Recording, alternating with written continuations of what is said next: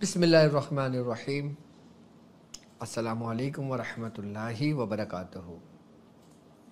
میں اپنے تمام معزز اپنے ہم سفر ساتھیوں کو، اپنے تمام پیر بھائیوں کو، اپنے تمام مریدین کو، اپنے تمام چاہنے والوں کو، اور جو لوگ میرے ساتھ اس روحانی سفر میں شامل ہیں اور اس درود کی محفل میں شامل ہیں، اور جو لوگ قدم بقدم شانہ بشانہ میرے ساتھ ساتھ پہلے دن سے سورہ قریش کے کارواں میں شامل ہیں، میں ان تمام لوگوں کو جو دنیا میں جہاں کہیں بھی ہوں، کسی بھی خانوادے سے تعلق رکھتے ہوں، کسی بھی سلاسل سے جڑے ہوئے ہوں، عملیات کی جستجو میں روحانیت کو حاصل کرنے کے لیے، سلاسل کی صحیح تعلیمات کو جاننے کے لیے ہمارے ساتھ جڑے ہیں، میں ان تمام لوگوں کو، اور وہ عام لوگ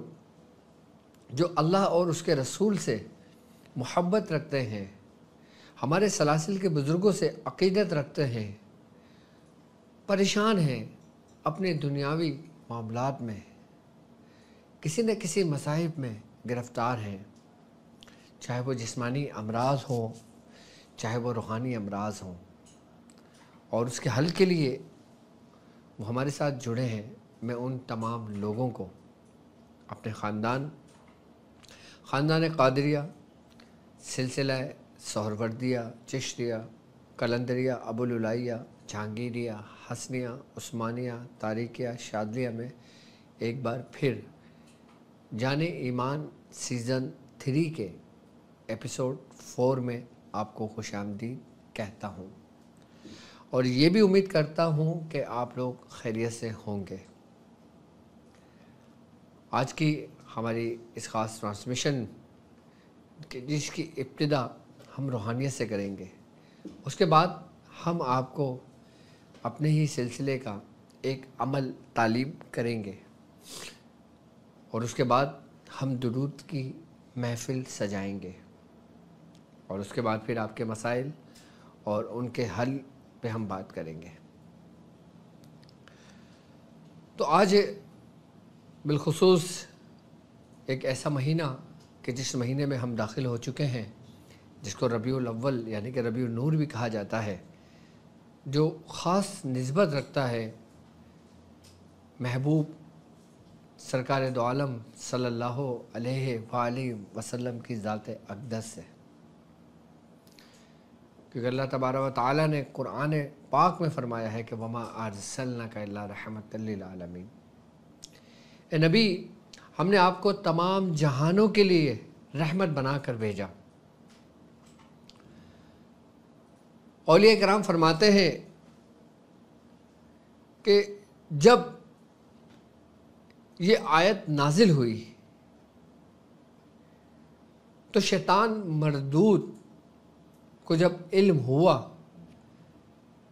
کہ آج سرکار دو عالم صلی اللہ علیہ وآلہ وسلم پر وحی نازل ہوئی، اور وہ یہ آیت ہے کہ اے نبی، ہم نے آپ کو تمام جہانوں کے لیے رحمت بنا کر بھیجا، تو شیطان نے بھی سرکار دو عالم صلی اللہ علیہ وآلہ وسلم کے در کا دروازہ کھٹکھٹایا، اور وہ حاضر ہوا حضور کی بارگاہ میں اور کہنے لگا کہ اے اللہ کے نبی، آپ کو مبارک ہو کہ آج آپ پر ایک ایسی آیت نازل ہوئی ہے کہ اللہ رب العزت آپ سے فرماتا ہے کہ اے نبی، ہم نے آپ کو تمام جہانوں کے لیے رحمت بنا کر بھیجا۔ تو اس شیطان مردود نے کہا کہ اللہ کے محبوب، میں بھی تو اس جہانوں میں ہوں۔ تو سرکار دو عالم صلی اللہ علیہ وآلہ وسلم نے فرمایا کہ اے ملعون، کس مقصد کے لیے تم یہاں آئے ہو؟ تو شیطان نے کہا کہ جب کوئی مومن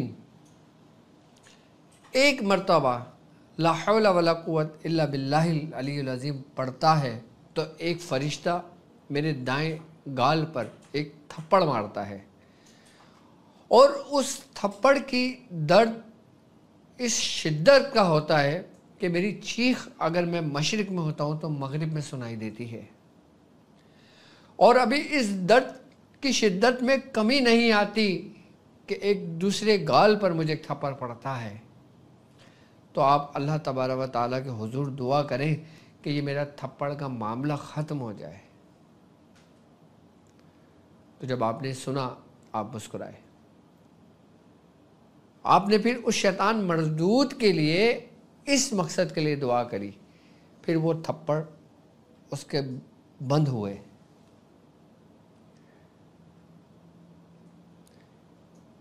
اللہ تبارک و تعالیٰ فرماتا ہے، حدیث قدسی ہے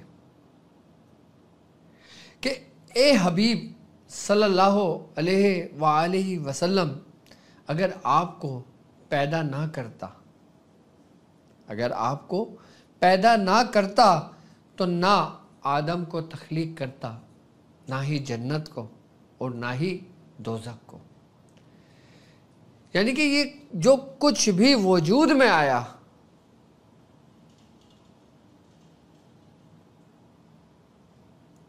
وہ کس کے لیے تھا؟ یقیناً ہر چیز کائنات کی سرکار دو عالم صلی اللہ علیہ وآلہ وسلم کے لیے ہے۔ اور نبی زیادہ حقدار ہیں مومنوں کے لیے۔ اور ایمان کی نشانی کیا ہے؟ آپ اس چیز پہ تھوڑا سا غور و فکر کریں کہ ایمان کیا ہے۔ ایمان یہ ہے کہ نبی کریم صلی اللہ علیہ وآلہ وسلم کا فرمان علی شان ہے، آپ نے فرمایا کہ تمہارا ایمان اس وقت تک کامل اور مکمل نہیں ہو سکتا کہ جب تک میں تمہیں تمہارے ماں باپ اور تمہارے تمام لوگ اور تمہارے سب سے پسندیدہ چیز سے زیادہ محبوب نہ ہو جاؤں، اس وقت تک تمہارا ایمان پورا نہیں ہو سکتا۔ مثلا ایمان کی علامت کیا ہے؟ محبت۔ اور محبت کی علامت کیا ہے؟ محبت کی علامت یہ ہے کہ ہم اس کا ذکر کریں۔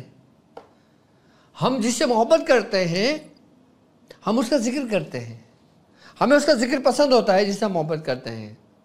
اس کو سننا اچھا لگتا ہے، اس کو دیکھنا اچھا لگتا ہے، اس کا بولنا اچھا لگتا ہے، اس کا کلام کرنا اچھا لگتا ہے، کہ جیسے قرآن فرماتا ہے کہ قُلْ إِن كُنتُمْ تُحِبُّونَ اللَّهَ، کہ جو مجھ سے محبت کا دعویٰ کرتے ہیں، یعنی کہ جو اللہ کی محبت کا دعویٰ کرتے ہیں، کہ پہلے وہ میرے نبی کی اطاعت کریں، اس کے اقوال اور افعال کی پیروی کریں، وہ یحبکم اللہ، وہ پھر تم سے محبت کرے گا۔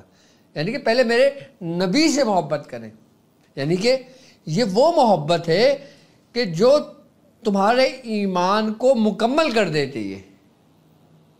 اب بعض لوگ ہیں نا کہ بھائی ہم صرف اللہ سے محبت کرتے ہیں کیونکہ اللہ ہے اس نے پوری کائنات بنائی ہے، اللہ ہے اس نے نبی کو بنایا، اللہ ہے اس نے ہمیں بنایا، اللہ ہے اس نے شیطان کو بنایا، تو کیوں نہ ہم ڈائریکٹ اللہ سے مانگیں کہ جو توحید پرست لوگ ہوتے ہیں۔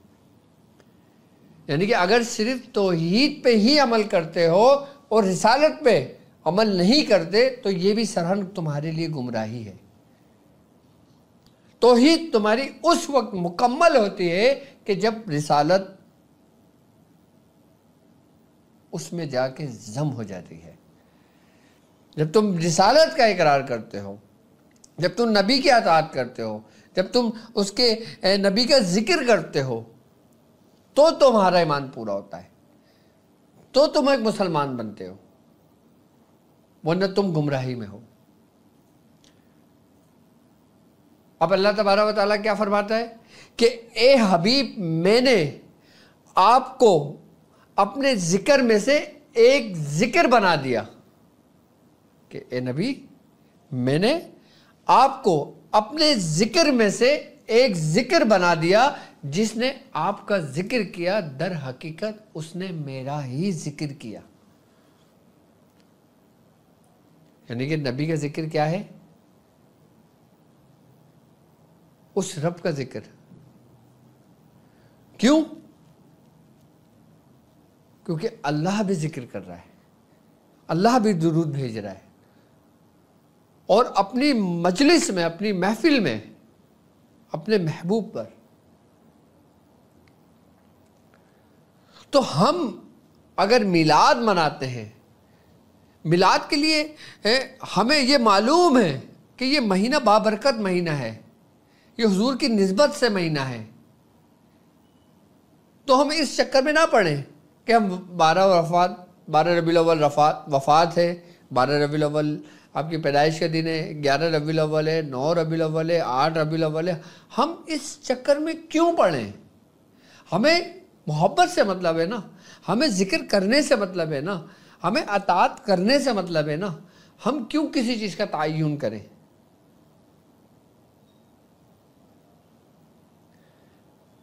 اس لیے میں آپ کو سمجھا رہا ہوں کیونکہ اللہ تبارک و تعالیٰ فرماتا ہے کہ وَالْعَصْرِ إِنَّ الْإِنسَانَ لَفِي خُسْرٍ، کہ قسم ہے زمانے کی کہ بے شک انسان خسارے میں ہے. کس کے بارے میں کہا ہے معلوم ہے آپ کو؟ انسان کے بارے میں کہا ہے کہ قسم ہے زمانے کی انسان نقصان میں ہے، یعنی خسارے میں ہے، سوائے ان لوگوں کے کہ جو ایمان لائے. کون نقصان میں نہیں ہے، کون خسارے میں نہیں ہے؟ سوائے ان لوگوں کے جو ایمان لائے، اچھے کام کیے، حق کی تاکید کی ایک دوسرے کو، اور وصیت کی ایک دوسرے کو، اور صبر کیا. اب ایمان تو ہم لے آئے، محبت تو ہم نے کر لی، کلمہ بھی پڑھ لیا، ہم اس کا ذکر بھی کر رہے ہیں، ہم اس کا میلاد بھی منا رہے ہیں، ہم شریعت پہ بھی عمل کر رہے ہیں. اب اچھے کام کیے، تو اچھے کام کیا ہیں؟ سب سے اچھا کام کیا ہے؟ کہ اس کے محبوب کا ذکر کرنا. اس کے علاوہ کوئی اچھا کام ہے تو مجھے بتاؤ. جو سب سے بہترین کام ہے، سب سے اچھا کام وہ کیا ہے؟ ذکر. کہ جو تمہارے ایمان کی علامت ہے، تمہارے اندر محبت ہے، جو کہ سوائے ان لوگوں کے جو ایمان لائے اور اچھے کام کیے، اور اچھے کام کرنے کے بعد ان لوگوں کو اور حق کی تاکید کی ایک دوسرے کو، ایک دوسرے کو تعلیمات دیتے رہے، بتاتے رہے حق کے بارے میں، زبان سے نہیں، اپنے اعمال سے. اب ایک جگہ اللہ تبارک و تعالیٰ قرآن میں سورہ یونس کی آیت نمبر 58 میں کہہ رہا ہے، 58 آیت نمبر، کہ تم فرماؤ. اللہ تبارک و تعالیٰ سورہ یونس میں فرماتا ہے کہ ترجمہ ہے تم فرماؤ اللہ کے فضل اور اس کی رحمت پر ہی خوشی منانی چاہیے. اے نبی آپ کہہ دیں، آپ فرماؤ کہ اللہ کے فضل اور اس کی رحمت پر ہی خوشی منانی چاہیے. اب فضل کیا ہے؟ یقیناً فضل وہ ہے نا کہ جس کے بارے میں اللہ تعالیٰ کہہ رہا ہے اور فضل تلاش کرو. بالکل سادہ لفظوں میں اگر بیان کیا جائے تو وہ نعمتیں جو اللہ نے تمہیں عطا کی ہیں، جو نعمتیں ہیں دنیا میں، جو فضل ہے جس پر، رحمت سب کے لیے ہے، فضل کسی کسی کے لیے ہے. وَمَا أَرْسَلْنَاكَ إِلَّا رَحْمَةً لِّلْعَالَمِينَ، کہ نبی ہم نے آپ کو رحمت بنا کر بھیجا. آپ رحمت بنا کے بھیجے گئے مسلمانوں کے لیے بھی، کافروں کے لیے بھی، تمام عالم اسلام کے لیے. اس کائنات میں جو کچھ موجود ہے ان تمام کے لیے آپ رحمت بنا کے بھیجے گئے. تو خوشی منانی چاہیے یا نہیں چاہیے؟ اور فرمایا اسی آیت میں سورہ یونس میں آگے اللہ تعالیٰ فرماتا ہے نا کہ تم فرماؤ کہ اللہ کے فضل اور اس کی رحمت پر خوشی منانی چاہیے. یہ اس سے بہتر ہے جو وہ جمع کرتے ہیں. یعنی کہ اگر ہم پہ جو رحمت نازل ہوئی، ہم پہ جو رب کا فضل ہوا، ہم پہ جو کرم ہوا، ہم پر جو نعمتیں آئیں، ہمیں اس کا شکر ادا کرنا چاہیے. اللہ تعالیٰ فرماتا نا کہ اور میری نعمتوں کا چرچا کرو. کہ سرکار دو عالم صلی اللہ علیہ وآلہ وسلم کی اس دنیا میں ولادت ہونا، یہ بھی اللہ تعالیٰ کی ایک سب سے بڑی نعمت ہے. تو ہمیں خوشی منانی چاہیے. یہ ہمارے لیے پورا مہینہ عید کا مہینہ ہے، کوئی ایک خاص دن عید کا نہیں ہے.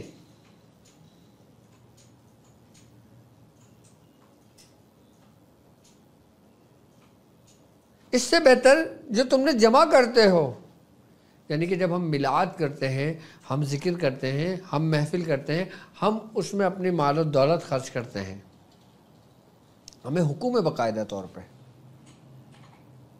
کہ جو کچھ تم جمع کرتے ہو اس سے بہتر ہے کہ تم خوشی مناؤ، کیونکہ ذکر کے اندر، میلاد کے اندر آپ کیا کرتے ہو؟ آپ رب کا ذکر کرتے ہو، محبوب کی شان بیان کرتے ہو، اور اس کے بعد کیا کرتے ہو کہ آپ لنگر کا اہتمام کرتے ہو، آپ لوگوں میں کھانا تقسیم کرتے ہو۔ اب جب لوگوں میں کھانا تقسیم کرتے ہو، لنگر تقسیم کرتے ہو، دسترخوان آپ سجاتے ہو، اس میں کیا ہوگا؟ آپ خرچ کرو گے، اور جو خرچ کرو گے وہ رب تم کو لوٹا دیتا ہے، کیونکہ یہ ایک ایسی عبادت ہے کہ یہ ہر حال میں مقبول بارگاہ ہے۔ اس کا ذکر کرنا، درود پڑھنا، درود کی محفل سجانا، اور عبادتوں کو ہم یہ نہیں کہہ سکتے کہ ہم نے حج کیا ہے تو یہ قبول ہو گیا، ہم نے عمرہ کیا یہ قبول ہو گیا، ہم نے نماز پڑھی یہ قبول ہوگا، ہم نہیں کہہ سکتے۔ ہم صرف یہ کہتے ہیں کہ اللہ قبول کرے، اللہ تعالیٰ قبول فرمائے۔ لیکن درود ایک ایسی چیز ہے جو ہم صرف زبان سے بھی پڑھ دیتے ہیں تو وہ قبول ہو جاتا ہے۔ کیوں؟ کیونکہ ہم کہتے ہیں نا اللہم صلی علی سیدنا مولانا محمد، یا بھی صلی اللہ علیہ یا محمد، کہ اے اللہ تو درود بھیج۔ اب درود کون بھیج رہا ہے؟ اس میں کوئی شک ہی نہیں ہے، اس میں میں نہیں کر رہا، میں نہیں بھیج رہا، تم نہیں بھیج رہے، ہم نہیں بھیج رہے، کون بھیج رہا ہے؟ تو اس میں شک کی کوئی گنجائش ہی نہیں ہے۔ بھئی جہاں پہ میں آ جاتا ہے اور جہاں پہ میں ختم ہو جاتا ہے وہاں سے قبولیت کا سفر شروع ہوتا ہے۔ جب تک میں نماز پڑھتا ہوں، میں نے حج کیا، میں نے عمرہ کیا، میں نے نیک کام کیا، میں نے اس کی مدد کی، میں نے اس کی مدد کی، میں نے یہ لنگر کیا، میں نے یہ محفل کی، میں نے یہ میلاد کیا، یہ میں کا لفظ نکال دو، کیونکہ چھری اسی کے گردن پہ چلی کہ جس نے میں کہا۔ اب دیکھو جب آپ جانور ذبح کرتے ہو، بکرا ذبح کرتے ہو تو آواز کیا نکلتی ہے؟ ساؤنڈ کیا ہوتا ہے؟ میں کا ہی ساؤنڈ ہوتا ہے نا۔ اس سے بہتر ہے کہ اجل کی چھری آپ کے اوپر چلے تو میں کو اپنے اندر سے نکال دو، کہ جو میں سے نکل گیا وہ عافیت میں آ گیا، میں کچھ بھی نہیں، جو کچھ ہے وہی ہے۔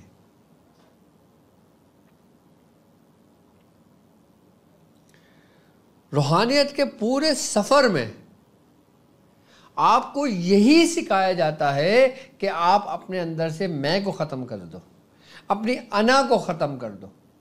اس کے بغیر چاہے نورانی سفر ہو، روحانی سفر ہو، یا کوئی بھی سفر ہو جو دین کا سفر ہو، آپ دنیاوی تعلیم حاصل کر لیں، آپ دین کی تعلیم حاصل کر لیں، آپ مفتی بن جائیں، آپ شیخ الحدیث بن جائیں، آپ عالم دین بن جائیں، اور اگر آپ کے اندر میں اور آنا ہے تو یہ کچھ بھی آپ کے کام نہیں آنا، کیونکہ جہاں میں اور آنا ہوگی تو وہ پھر اپنے ذات کے لیے سب کچھ ہوگا، اور جہاں پہ میں ختم ہو جائے گی، انا ختم ہو جائے گی، پھر وہ رب کے لیے ہوگا، اور جو رب کے لیے ہے فرشتے اس کو آسمانوں کی بلندیوں پہ لے جاتے ہیں، اور جو میرے لیے ہے، میں ہے، تو پھر وہ فرشتے کتنی بھی نیکیاں ہوں وہ فرشتے زمین پہ گاڑ دیتے ہیں، اس کا صلہ تمہیں یہی دے دیتے ہیں۔ جو رب کے لیے ہوتی ہے وہ فرشتے اس کو آسمانوں پہ لے جاتے ہیں۔ اس لیے کہتے ہیں بزرگان دین کہ جب وہ اپنے مرید کی تربیت کرتے ہیں، جب وہ روحانی سفر طے کرواتے ہیں، جب وہ اپنے کارواں میں شامل کرتے ہیں، تو سب سے پہلا ہی سبق یہ ہوتا ہے کہ اپنے اندر کی میں کو آہستہ آہستہ آہستہ ختم کرو۔ ایک دم کچھ بھی ختم نہیں ہوتا۔ اگر میں یہ کہوں کہ میں نے بالکل ختم کر دیا تو ایسا نہیں ہے، میں اتنی آسانی سے ختم نہیں ہوتی۔ میں اگر ختم کرنا چاہتے ہو تو تم عاجزی اختیار کرو، میں خود بخود کم ہوتی جائے گی اور ایک وقت آئے گا کہ ختم ہو جائے گی۔ جب تمہارے اندر عاجزی آتی ہے تو تمہارے اندر سے میں نکل جاتی ہے۔ جب تمہارے اندر یہ بات ہوتی ہے کہ بھائی میرے پاس علم ہے، میں صاحب علم ہوں، میں عامل ہوں، میں عالم ہوں، میں مفتی ہوں، میں اس دور کا سب سے بڑا عالم ہوں کہ میرے مقابلے میں کوئی بھی نہیں ہے، میں سب سے بڑا عامل ہوں، میرے مقابلے میں کوئی بھی نہیں ہے، جب انسان کے دل میں یہ خیال آئے تو سمجھنا کہ سب سے بدترین اور بد نصیب اور سب سے ناقص شخص وہی ہے جو یہ دعویٰ کرے، جو یہ دعویٰ کرے، جو اپنے نام کے آگے ایک بہت بڑے القابات لگائے کہ جس سے لگے ہاں بھائی نام سے لگتا ہے کہ بندہ بہت اونچی سرکار، پہنچی ہوئی سرکار ہے۔ اب آپ دیکھ لو، اپنے ناموں کے آگے القابات لگانا اپنی ذات کو آگے رکھنے کے مترادف ہے۔ آپ دیکھ لو، آپ میرا نام دیکھ لو، آج تک آپ دیکھ لیں کہ کبھی کسی نے میرے نام کے آگے ڈاکٹر عبدالوالی شاذلی کے علاوہ کچھ لگا دیکھا ہو؟ نہ رہبر شریعت، نہ پیر طریقت، نہ کچھ۔ میں نے اپنے مریدوں کو سب کو سختی سے منع کیا، صرف میرا نام عبدالواجد لکھو۔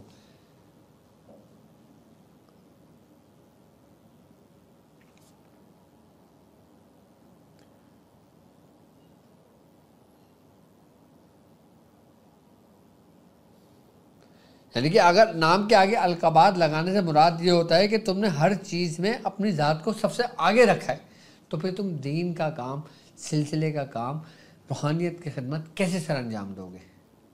میں آ گئی نا، اب میں آگے آ گئی تو حجاب آ گیا۔ اب جب حجاب آ گیا، ظاہری علم کتنا بھی ہو تمہارے کسی کام کریں گے۔ اب اولیاء کرام اپنے بزرگوں کی، اپنے مریدوں کی تربیت ایسے کرتے تھے کہ ان سے بھیک تک منگواتے تھے کہ ان کے اندر یہ چیز ختم ہو۔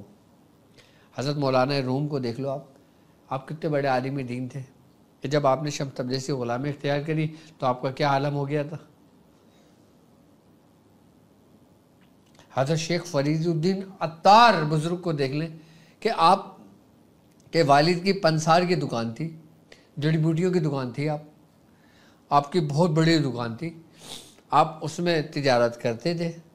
ایک دفعہ آپ کچھ لکھ رہے تھے، ایک درویش آیا، اس نے آپ کو سلام کیا اور آپ مصروف تھے۔ وہ درویش جو تھا اس نے کمبل اوڑھا ہوا تھا، تو شیخ فرید الدین عطار آپ نے فرمایا، گردن اٹھا کے دیکھیے، آپ نے کہا بھائی کیا چاہیے، کہاں جا رہے ہو؟ تو اس درویش نے کہا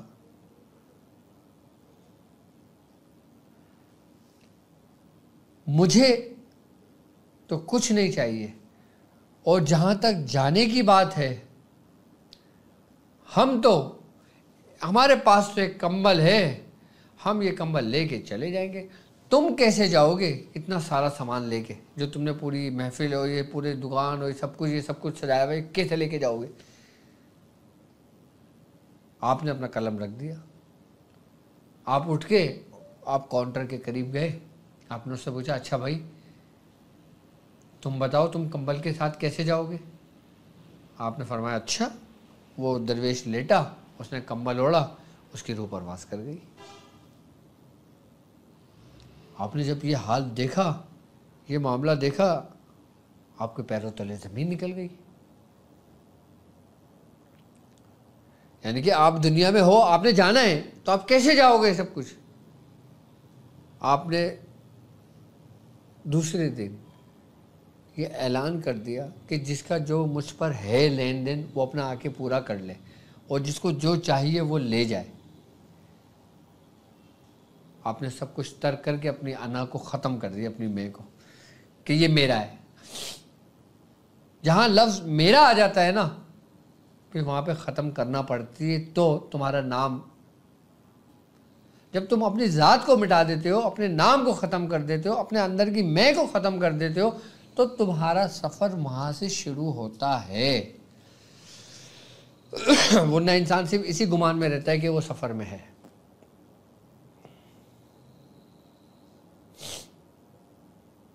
اور ہمارے ساتھ لوگ روحانی سفر کر رہے ہیں نا, ہمارے ساتھ سورہ قریش کا ایک پورا لشکر ہے نا, پورا کارواں ہے نا.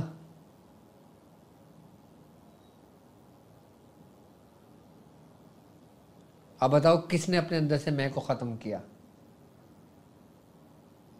میں کو ختم کرنے سے مطلب یہ نہیں ہے کہ تم کاروبار کر رہے ہو تو کاروبار چھوڑ دو, اگر تم نوکری کر رہے ہو تو نوکری چھوڑ دو, اگر تم شادی شدہ ہو تو اپنی بیوی بچوں کو طلاق دے دو.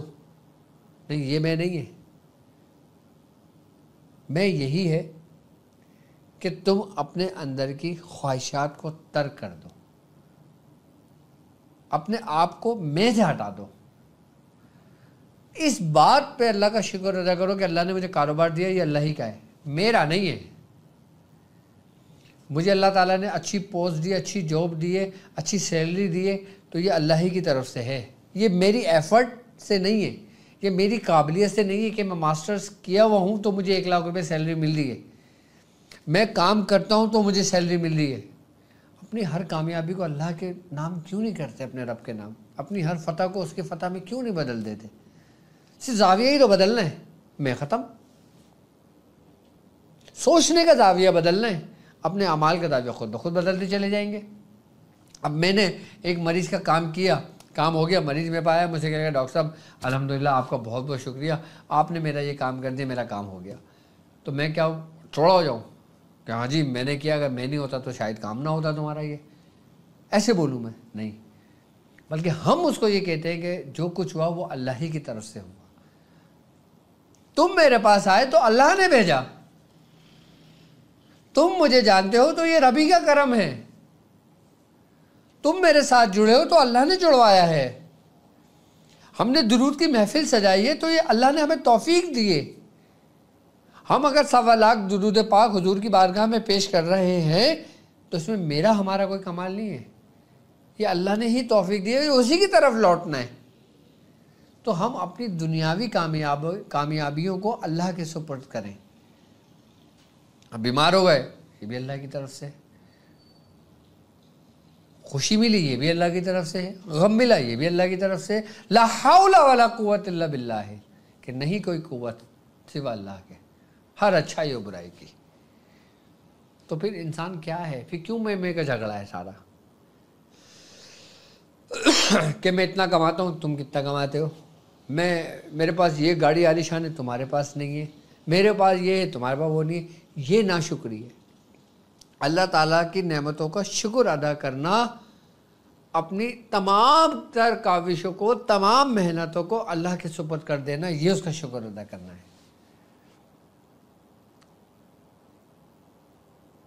یہ نہیں ہے کہ یا اللہ تعالیٰ لاکھ لاکھ شکر ہے مالک, تو نے مجھے پہ کرم کر دیا, بس میں گناہگار, تو نیک, میں گناہگار, تو میرا مالک.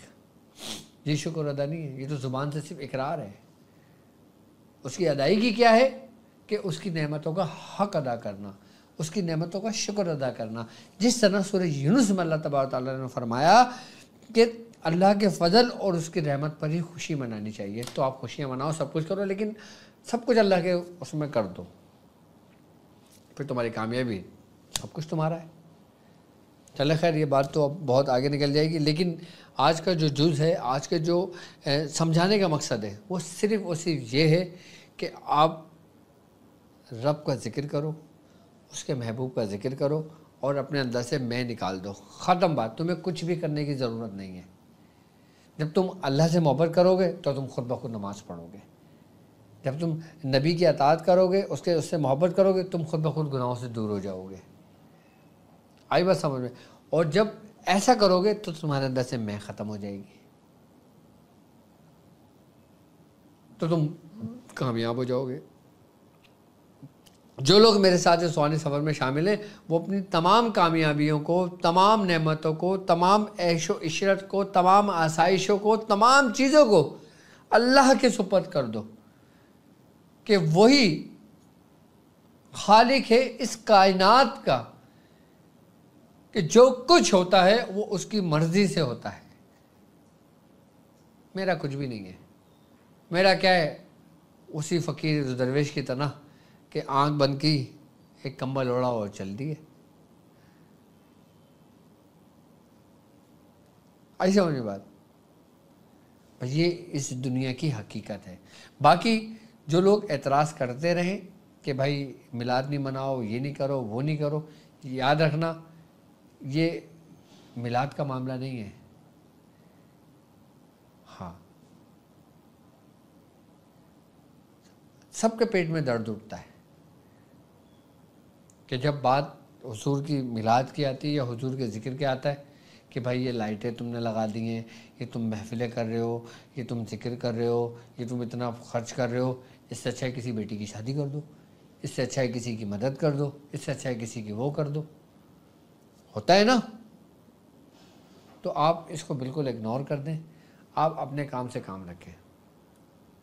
ذکر کرنا اس کو یاد کرنا ہے.